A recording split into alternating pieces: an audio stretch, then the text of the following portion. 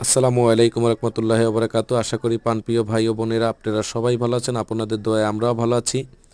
দেখতে পারতাছেন আমরা একটি পিকনিকের আয়োজন করেছি। এই পিকনিকের আয়োজন উদ্দেশ্য হলো আমাদের বরিশাল 2025 সালের কাপ পেয়েছে এবং আমরা 2024 সালের কাপ পেয়েছি।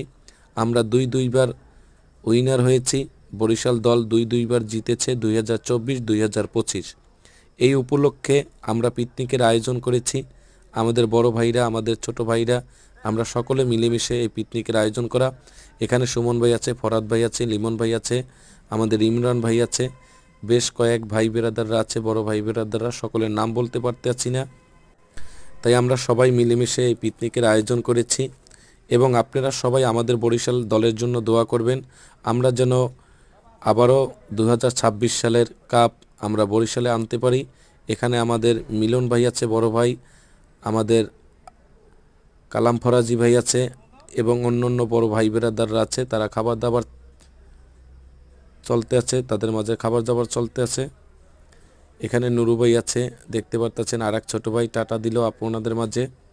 এখানে আমাদের আলম ফরাজি ভাই আছে, অনেক গণ্যমান্য একটি লোক, খুব নরম ভদ্র একটি লোক এবং মানবিক একটি লোক। সেই লোকটির নাম হলো আলম ফরাজি। তবে আলম ফরাজি ভাইয়ের জন্য দোয়া করবেন। এবং আমাদের এই যে নাইমকে দেখতে পারতেছেন, আর এক রাসেল ভাই আছে। এখানে আমাদের সোহেল মিরা ভাই আছে, টাটা দিল আপনাদের মাঝে। রাসেল খাবার বিতরণ করতে আছে। তাই আপনারা সবাই আমাদের বরিশালের জন্য দোয়া করবেন। আমরা যেন প্রতি বছর এভাবে জিতে আমরা সুন্দর একটি অনুষ্ঠান করতে পারি, আমাদের মাঝে পিকনিকের আয়োজন সব সময় করতে পারি। তবে বিশেষ করে অসংখ্য ধন্যবাদ জানাই আমাদের বরিশাল মালিক জনাব মোহাম্মদ মিজানুর রহমান ভাইকে।